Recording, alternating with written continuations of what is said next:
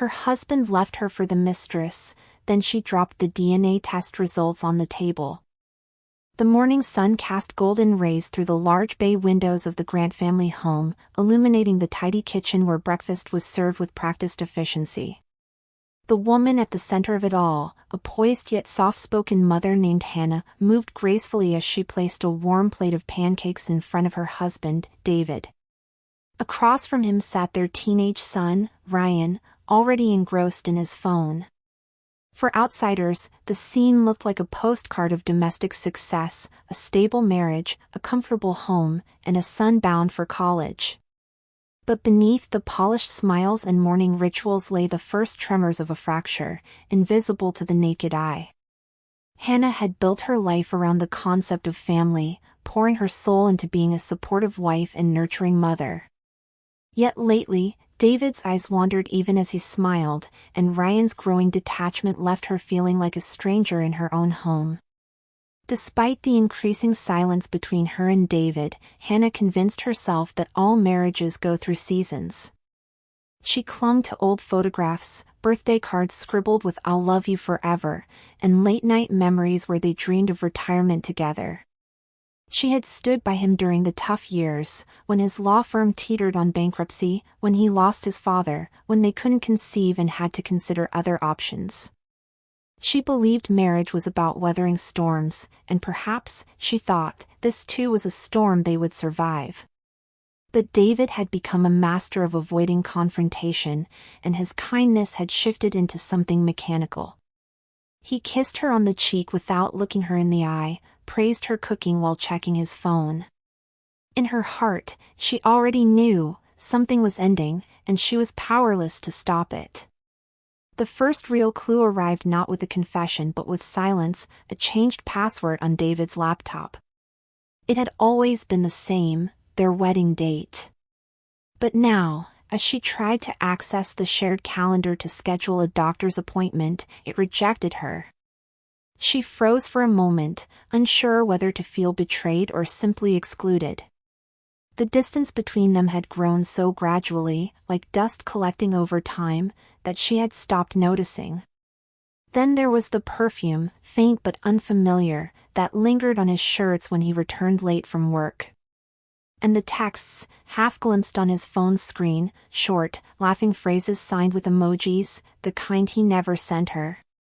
But Hannah didn't want to be the wife who snooped. She wasn't the suspicious type.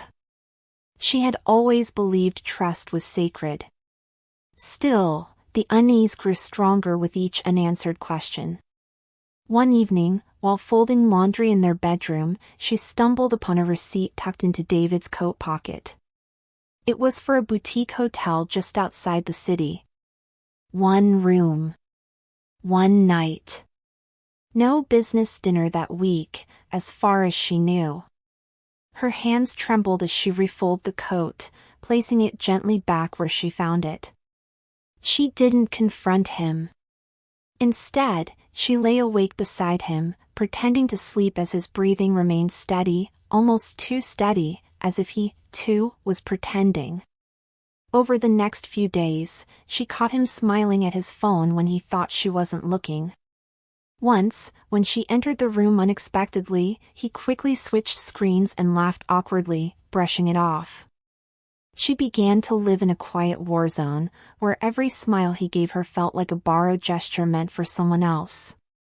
The firm's annual gala was the kind of event Hannah had attended for years without fail, always standing proudly by David's side as he introduced her to clients and colleagues. That night, she wore a navy blue gown, elegant, understated, the kind David once said made her look like royalty. She hadn't expected the red dress. The woman wearing it stood impossibly close to David, her hand lingering on his arm a beat too long as they laughed like teenagers at a joke Hannah wasn't privy to. She had never seen this woman before, young, with raven black hair, eyes full of ambition and flirtation. David didn't look like a man caught off guard. He looked like a man who felt chosen. For the first time in 20 years, Hannah saw him with someone else's eyes, and he was glowing. The introductions were brief and hollow. The woman's name was Alina, and she worked in marketing, contracted through one of David's recent campaigns. She extended a hand to Hannah, her smile polite but indifferent, as if the interaction was part of a social obligation. "I've heard so much about you," she said, her tone devoid of sincerity. David's laugh was forced. He placed his hand gently on Alina's lower back, a gesture so intimate that it made Hannah's stomach turn. The distance between husband and wife, once unspoken and subtle, now screamed across the room through glances, body language, and a kind of energy that didn't lie. Hannah stood there, wine glass in hand, absorbing the sight of her husband as someone else's. Alina's fingers brushed against his arm as they talked, their eyes locked in a way Hannah hadn't experienced in years. What hurt most wasn't just the betrayal, it was realizing that she had been invisible for longer than she dared to admit. Throughout the evening, David hardly spoke to her. And when he did, it was with the tone one reserves for a guest they didn't expect. The red dress stood out in every room she entered that night. It clung to Alina like confidence incarnate, and Hannah, once proud, once radiant, felt herself shrinking in her own skin. After the gala, things at home changed, but not in dramatic outbursts or confrontations. It was the absence that spoke the loudest. David began staying out later, claiming business dinners, last-minute meetings, late drives to clear his mind. The spaces he once occupied at home, his side of the bed, his chair at the table, his slippers near the door, remained physically present, but he wasn't in them anymore. He became a ghost with a schedule, drifting in and out without truly arriving. When Hannah tried to reach out, asking gentle questions, he either brushed her off with vague kindness or snapped with a tone that startled her. "Stop being paranoid, Hannah. Not everything's about you." She found herself cooking dinner for 3, then for 2, and finally just for herself, watching food grow cold while waiting for a man who no longer considered their home his. Ryan, still oblivious to the emotional warfare unfolding between his parents, began immersing himself in video games and sports practices, leaving Hannah to sit in a house full of memories and unanswered questions. The distance turned her into a careful observer, counting how many times he smiled at his phone, watching him hide his screen when she entered, noting the scent of unfamiliar perfume mixed with his cologne. It wasn't just about Alina anymore. It was about years lost to a man who now treated her like furniture. The confession came not in anger, but in cruel calm. One evening, after Ryan had gone to a friend's house and the kitchen was dimly lit by the warm glow of the pendant lamp, David walked in with his jacket still on and placed his keys on the counter with finality. "We need to talk," he said, in a tone that made Hannah's chest tighten. She didn't speak. Her body, still, knew what her mind refused to accept. David exhaled, looking down as he said, "I want a divorce." The words were so clear, so practiced, it was as if he had said them to someone else already. Maybe he had rehearsed them with Alina. Maybe it was her idea. When Hannah asked why, his answer sliced through her. "Because I'm in love with someone else." He didn't sugarcoat it. He didn't even hesitate. There was no remorse, only resolve. Hannah stared at him, numb. "After everything, after 20 years, David?" Her voice barely registered above a whisper. He didn't look her in the eye. "It hasn't been 20 good years, Hannah. Let's not pretend." And with that, he walked away, not just from the conversation, but from their shared history. The room went silent.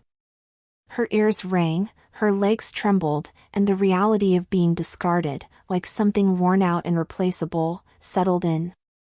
It wasn't heartbreak she felt, it was humiliation. Under the sterile light of their kitchen, David stood by the counter, arms crossed, as if bracing for a storm he had no intention of avoiding. "You're a good woman, Hannah. It's not you, it's me. The words came rehearsed, clean, cold. They didn't sting because of their volume but because of their emptiness. Hannah stood frozen, watching her husband sever 20 years of marriage with the same tone he used to order takeout. He went on, eyes distant. I just feel like I've been living someone else's life. I need something different. He didn't even try to soften the blow. He spoke like someone already gone, his heart long relocated. Hannah didn't interrupt. Her throat tightened. Her fingers gripped the edge of the counter behind her. She realized she was no longer a partner, just someone being politely dismissed from a chapter he no longer wanted to read. Cardboard boxes lined the living room floor like silent witnesses to a life unraveling. Hannah packed in silence, each item wrapped in tissue and memory. A picture frame, a faded note, a souvenir from a forgotten trip, each object felt like a lie she had believed for too long. The house was quieter than ever. Not peaceful. Empty. Cold. Even Ryan had started avoiding eye contact, as if sensing his mother was trying not to fall apart. She paused often, staring at a photo before putting it away. She wasn't just packing things. She was packing pieces of herself she had given away bit by bit for 2 decades. The kitchen table, where she once laughed until she cried. The couch where she slept when David came home too late.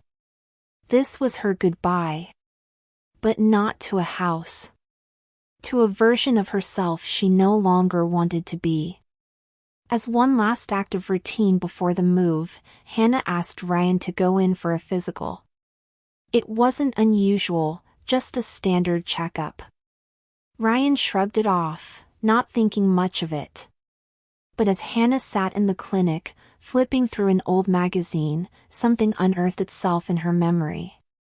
Years ago, David had casually mentioned being told he'd likely never have children after a skiing accident.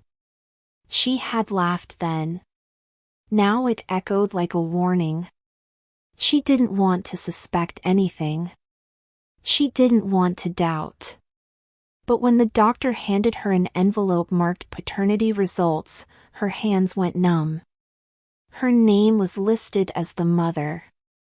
Ryan's name. And then, David's name under alleged father, with a probability of 0%. The room spun. She gripped the paper, reading it twice. Then again. It felt like betrayal all over again, except this one had no villain. Only truth, and the cost it carried. Back home, Hannah sat at the dining table, the envelope now opened, its contents spread before her like a secret no one had asked for. The words stared back at her. David was not Ryan's biological father. She had never cheated. She had never even suspected. But this? This was science. And it didn't lie. She wanted to cry. But no tears came. Only stillness. Deep, overwhelming stillness. She thought of Ryan, his smile, his voice calling her mom, and she knew no piece of paper would ever change that. But David? He deserved to know. Not because he had earned it, but because she needed to be free of it. Free of the lie neither of them had known they were living. The weight of that truth pressed on her chest like a stone. And yet, she already felt lighter. As she folded Ryan's clothes for the move, the memory returned. David, years ago, at a dinner party, laughing with a glass of wine, the doctor said I'd be lucky to ever have kids. Back then, it had been a throwaway comment. A joke. Nothing more. But now it echoed like prophecy. Her breath caught. Her hands trembled. How had she missed it? Had he known all along? Had she? The idea of confronting him felt impossible. But ignoring it felt worse. She looked at the document one more time. It held no judgment, only facts. And in those facts, she saw the key to her release. Not revenge. Not punishment. Just clarity. David had already chosen to leave. But she would be the one closing the door, for good, and on her own terms. The idea of a farewell dinner seemed unusual to David, but he agreed without question. Perhaps he saw it as a gesture of quiet surrender, a final act of dignity from the woman he once loved. Alina dressed carefully, wearing the same perfume Hannah had smelled on David's shirts. When they arrived at the house, everything was meticulously set, candles flickering, polished silverware, soft instrumental music playing in the background. Hannah greeted them with a composed smile, calm in a way that was unsettling.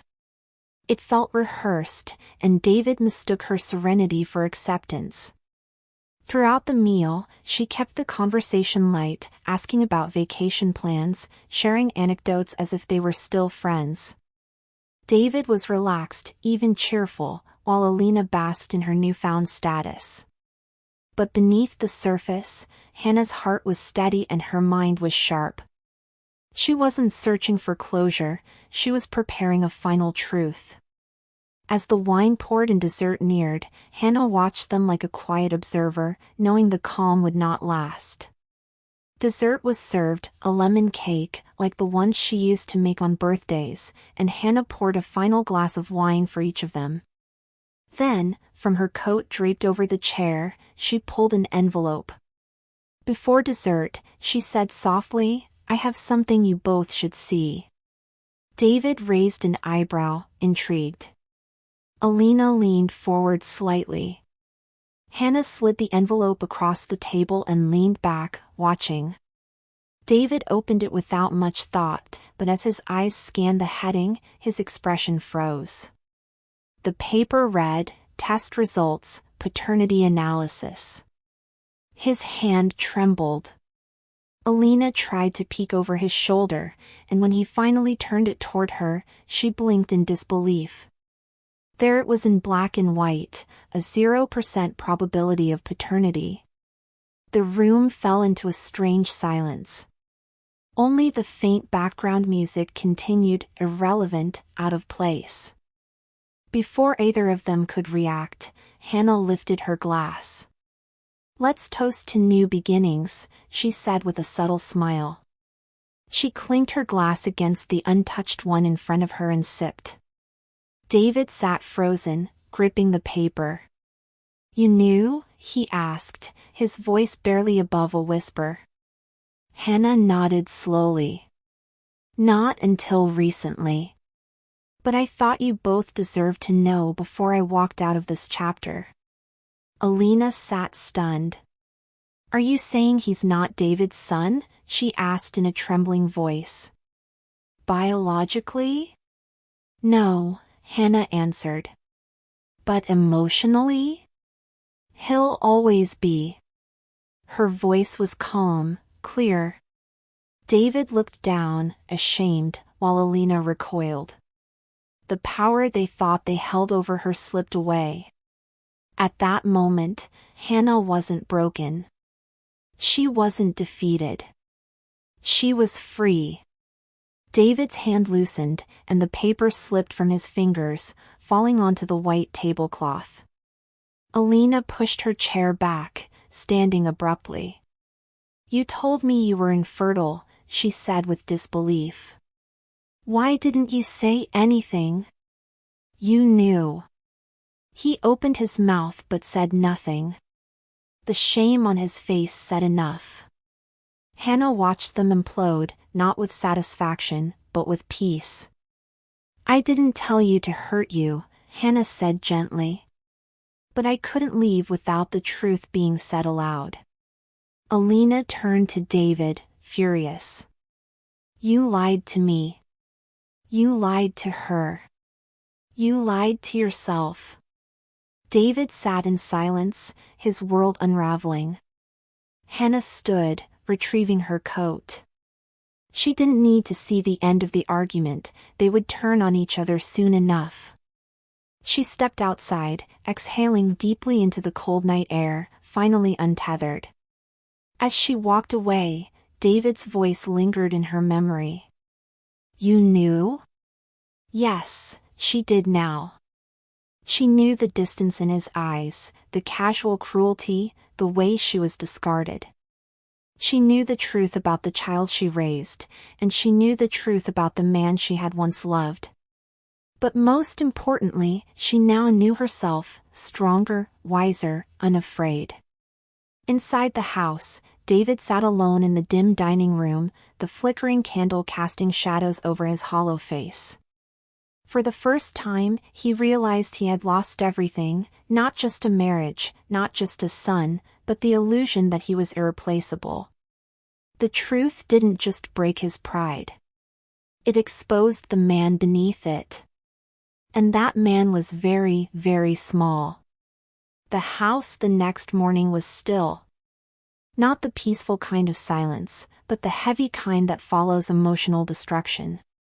David sat alone in the kitchen, the untouched coffee growing cold beside him. Upstairs, Alina had locked herself in the guest room. She hadn't spoken since the night before. David's hands were shaking, not from anger, but from the void left behind. He wasn't just dealing with the fallout. He was waking up inside the ruins of a life he no longer controlled. He checked his emails, hoping for distraction, but even his inbox felt foreign. He clicked through photos of Ryan as a child. Smiling at the zoo. Holding his first soccer ball. All those moments now taunted him. Was any of it real? He had once thought Hannah was lucky to have him. But now he saw it clearly, he had been lucky to have her. And he had treated that gift like a temporary convenience. David kept hearing Alina's voice in his head, "So he's not your son?" The question haunted him. Logically, he understood the answer. But emotionally, it wasn't so simple. He had held Ryan's hand during fevers. Cheered from the sidelines.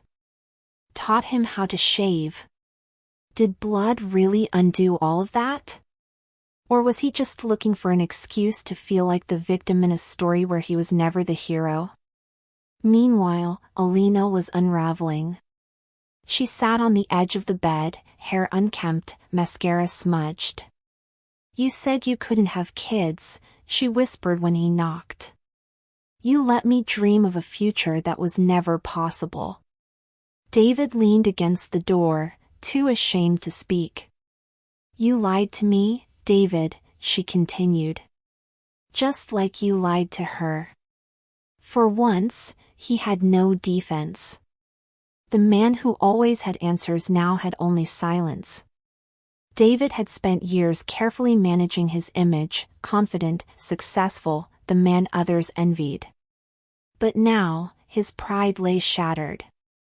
Word of the separation had started to spread through friends, colleagues, and extended family. Some offered support. Most offered distance. He wasn't seen as a wronged husband. He was seen as what he had become, a man who left his wife and child for another woman, only to be exposed. Alina moved out quietly.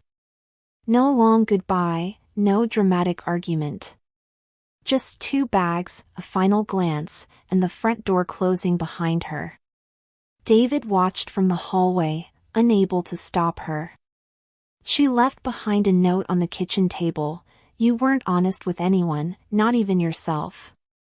That sentence followed him into every room of the house. And now, the silence that Hannah once endured belonged entirely to him. Days passed. David wandered the house like a shadow, revisiting each room as if trying to find something that had vanished. He flipped through photo albums, ran his fingers along the piano Hannah used to play. But none of it brought comfort. Pride had blinded him for years, and now, stripped of it, he saw the truth. He had been loved. He had been forgiven. He had been given chance after chance. And he had wasted all of it. He tried calling Hannah once.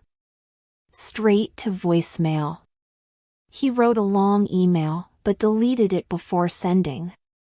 What words could capture what he had done? He imagined Ryan's face. What would he think if he ever found out? Would he still call him Dad? Or would even that identity be taken from him now? David had always been so sure of himself. But now, all he felt was shame. Hannah, meanwhile, was not wallowing. She was remembering. Not the glossy parts, the vacations, the smiles in public, but the long nights crying in silence, the birthdays forgotten, the way David would praise other women's ambition while ignoring her own. She had built her life around a man who never looked at her the way she looked at him. And now, with the fog lifted, the pain turned to clarity. She walked through her new apartment, a modest space with simple furniture and clean walls, and smiled for the first time in weeks. Every piece of it was hers. No memories attached. No ghosts lingering in corners. She didn't feel free of David. She felt full of herself. Full of the woman she had muted for 20 years. She wasn't starting over. She was picking up from where she had paused her life to play someone else's role. The apartment was small, much smaller than the house she had left behind. But it was hers. No echoes of slammed doors, no scent of unfamiliar perfume, no silence that cut deeper than shouting. Just a new key, a new address, and space to breathe. The first night she lay in bed with no sound but the humming of the refrigerator, and for the first time in years, her body relaxed. Not from happiness, but from the absence of tension. That, in itself, felt like peace. There were still moments when grief tugged at her, flashes of a birthday party, a rainy Sunday afternoon, Ryan playing with blocks at her feet while she folded laundry. But there was no longing to return to that life. Only gratitude for having survived it. She lit a candle in the window. Not for romance, not for memory, but as a small promise to herself, this place would be sacred. And she would never shrink again to fit inside someone else's version of love. Ryan was quiet when she told him everything. She expected confusion, maybe tears. But instead, he reached for her hand and held it with a firmness that startled her. "I don't care what a paper says," he said. "You're my mom. You're the only parent that's ever showed up." His voice didn't shake. His eyes didn't waver. At 15, he spoke like someone who had already seen too much, but refused to let it define him. She nodded, speechless. For years she had feared what the truth might do to him. But the truth didn't break Ryan, it bonded him even closer.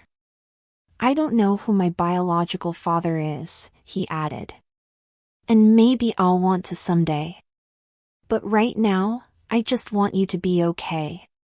It was the first time in weeks that Hannah cried, not from pain, but from overwhelming love. In that moment, she knew they would be okay. Not perfect. But okay. His words echoed in her heart as she went about her day. "You're my real family." Not because she gave birth.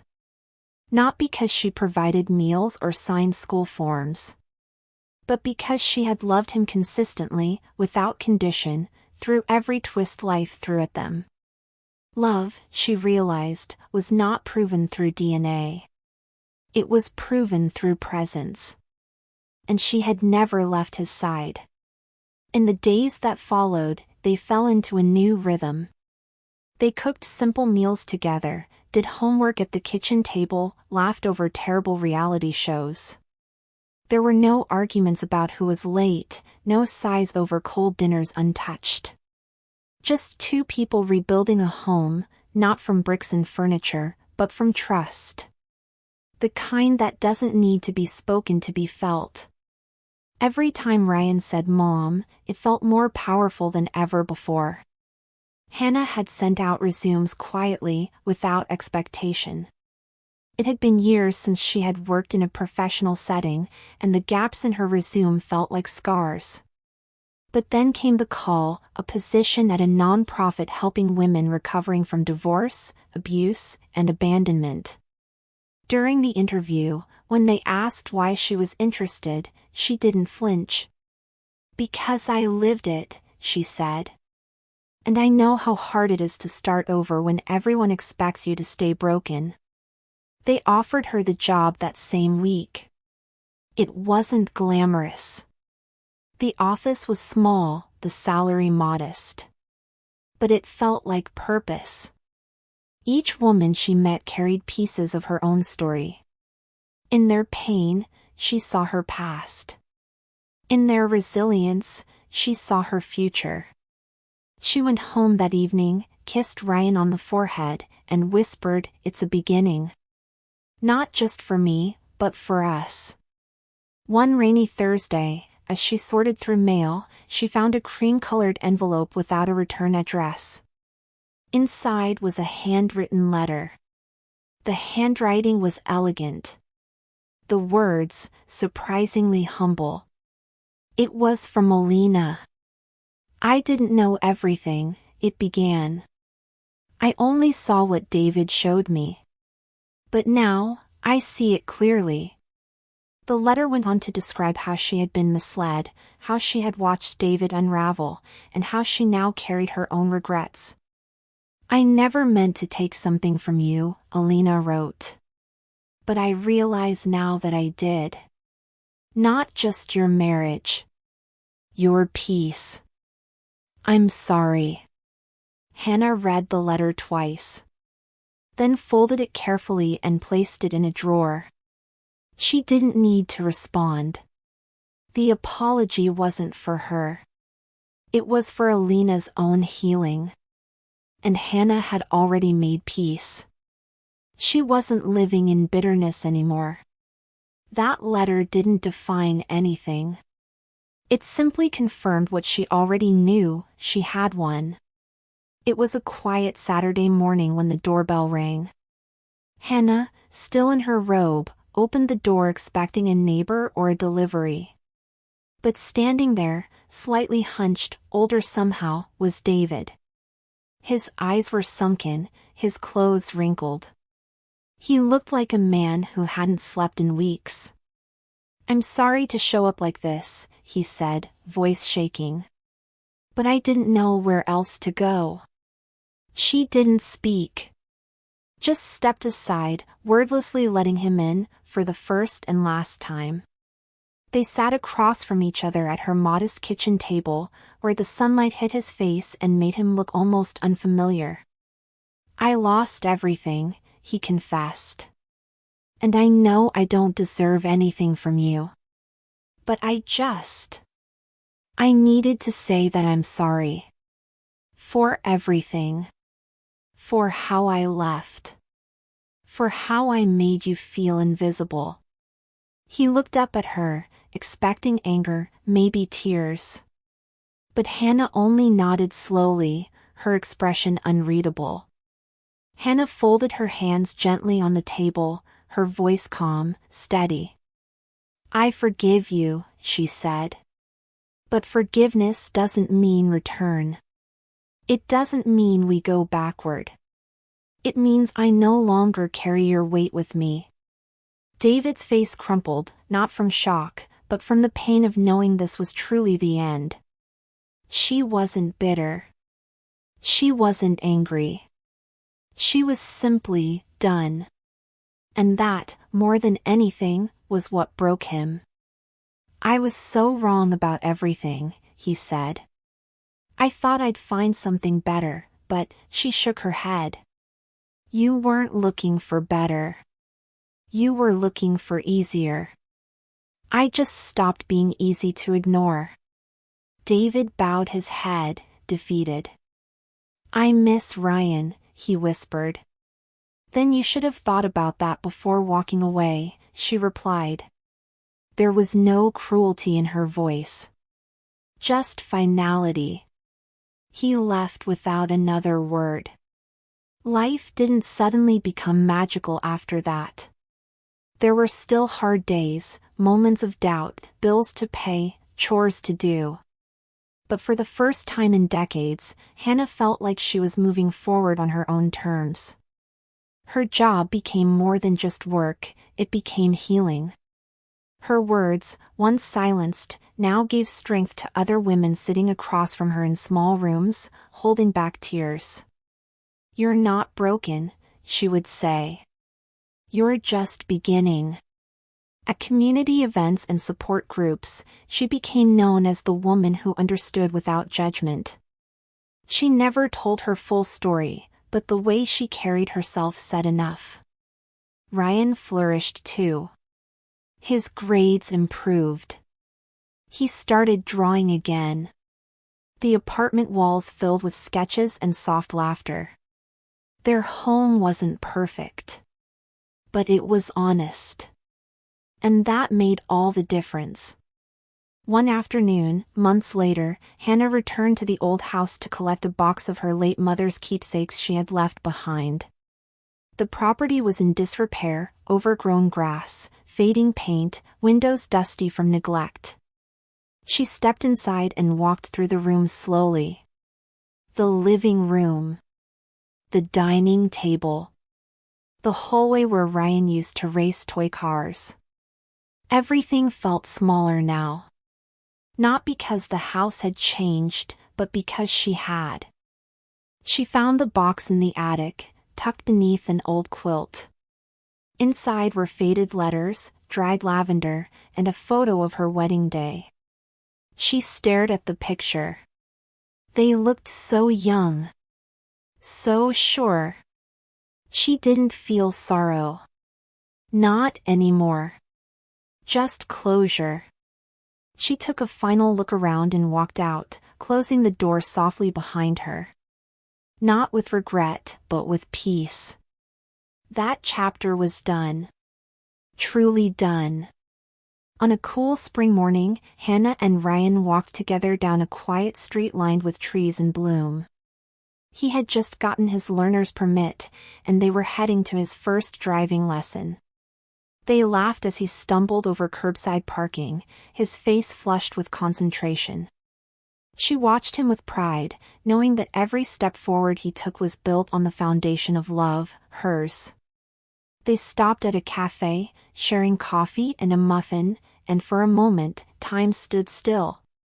No ghosts, no regrets, no shadows. Just a mother and son, stronger than ever. She didn't have everything figured out. She didn't need to. She had her voice back. Her strength. Her peace. As they walked home, Ryan nudged her playfully and said, "You're my favorite person, you know?" She smiled, the kind of smile that comes from surviving. And for the first time in a long time, she truly believed she was whole.